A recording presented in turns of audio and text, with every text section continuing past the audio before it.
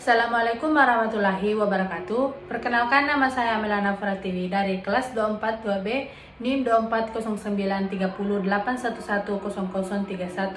Saya salah satu mahasiswa dari STIE Makassar Maju. Video kali ini merupakan mata kuliah Manajemen Sumber Daya Manusia dari dosen pengampu Pak Adi SEMM. Materi yang saya akan bahas perencanaan sumber daya manusia. Perencanaan sumber daya manusia adalah proses sistematis untuk memperkirakan kebutuhan tenaga kerja suatu organisasi di masa depan dan menentukan cara terbaik untuk memenuhi kebutuhan tersebut. Tujuan utamanya adalah memastikan bahwa organisasi memiliki jumlah dan jenis tenaga kerja yang tepat pada waktu yang tepat untuk mencapai tujuan strategisnya. Menurut Wordat dan Davis, perencanaan sumber daya manusia adalah proses menentukan kebutuhan tenaga kerja dan cara terbaik untuk memenuhi kebutuhan itu agar organisasi dapat berfungsi secara efektif dan efisien. Adapun tujuan perencanaan sumber daya manusia.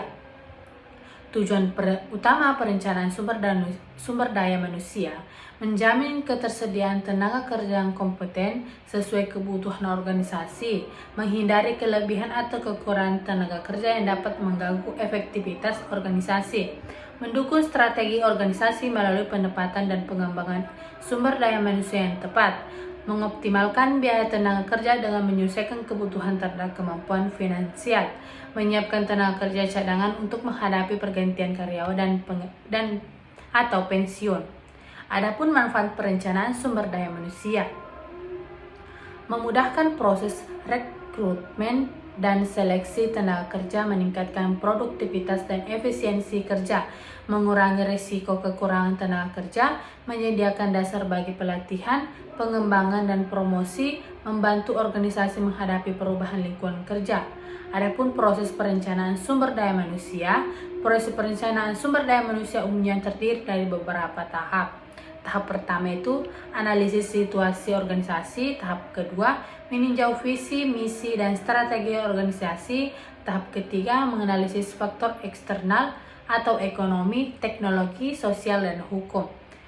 Tahap keempat analisis kebutuhan tenaga kerja, tahap kelima memperkirakan jumlah dan jenis tenaga kerja yang diperlukan di masa depan berdasarkan target organisasi.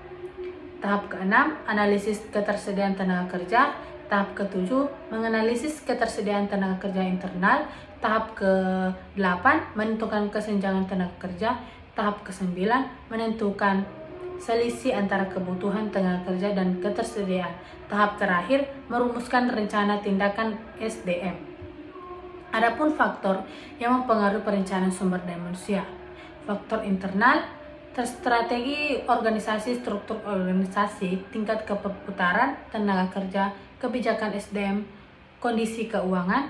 Faktor eksternal, kondisi ekonomi, perkembangan teknologi, peraturan pemerintah, tren pasar tenaga kerja, dan faktor sosial dan budaya.